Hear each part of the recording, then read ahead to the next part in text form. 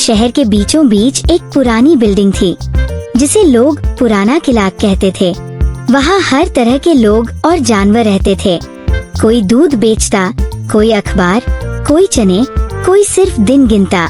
इन्हीं में बोबो बंदर भी था, जो अपनी पुरानी लाल साइकिल पे घर घर जाकर छोटे काम करता था।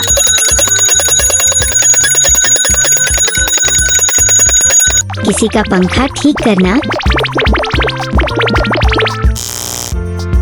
किसी की बालकनी से चूहे भगाना या बच्चों को चूरन के लिफाफे बांटना। एक दिन बोबो को एक सुनसान गली से रोने की आवाज आई।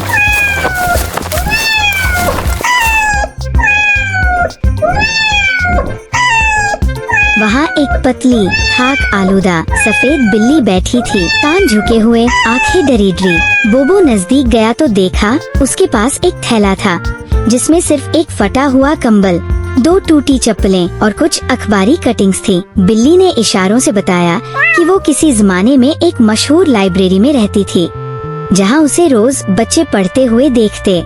फिर एक दिन उसे चोर समझकर निकाल दिया गया, क्योंकि एक नायाब किताब गायब हो गई थी और आखिरी बार वो किताब उसके पास देखी गई थी। बोबो को ये सुनकर शदीद दुख हुआ। वो जान गया कि बिल्ली झूठ नहीं बोल रही।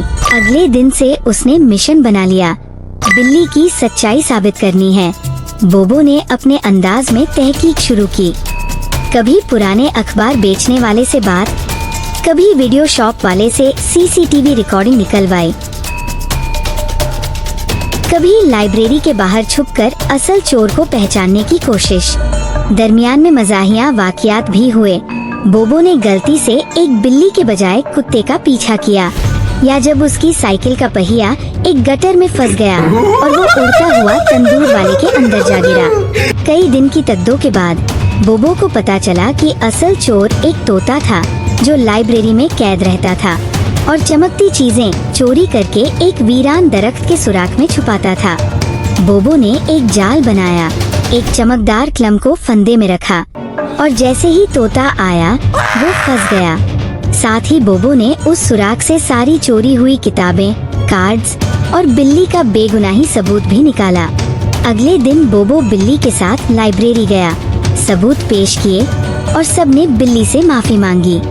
बिल्ली को न सिर्फ वापस उसकी जगह दी गई, बल्कि उसे लाइब्रेरी की इज़्ज़तदार रखवाला का खिताब भी दिया गया। बच्चों ने खुशी से उसे फूल पहनाए और बोबो को सबने गले लगाकर हीरो कहा। लेकिन कहानी का मोड़ तब आया जब अगले हफ्ते लाइब्रेरी में आग लग गई। सब लोग बाहर भागे, लेकिन बोबो अंदर रह गया, क्योंकि उसने एक बच्चे को अंदर जाते देखा था। बोबो ने अपनी जान खतरे में डालकर बच्चे को बचाया, लेकिन खुद धुएं भरे कमरे में गिर गया। वही बिल्ली जो बरसों मजलूम रही, अंदर दौड़ी, अपनी पुरानी फटी चादर को गीला किया, बोबो को उसमें लपेटा और उसे खींचकर बाहर निकाला। अस्पताल में बोबो कई दिन बेहोश रहा। जब होश आया तो उसने बिल्ली को अपने सिरहाने बैठा पाया, हाथ में चाय का कप और आँखों में इत्मीनान। 1 साल बाद लाइब्रेरी दोबारा तामीर हुई। बाहर तख्ती लगी, ये इदारा बोबो और बिल्ली की बहादुरी के नाम पर वक्फ है, जो खामोशी से सच, दोस्ती और कुर्बानी की मिसाल बन गए। सबक: खामोश किरदार अक्सर सबसे बुलंद बोलते हैं। कभी कभी एक मामूली सा बोबो एक गुमनाम सी बिल्ली की पूरी दुनिया बदल देता है और बदले में वही बिल्ली उसे नई जिंदगी देती है।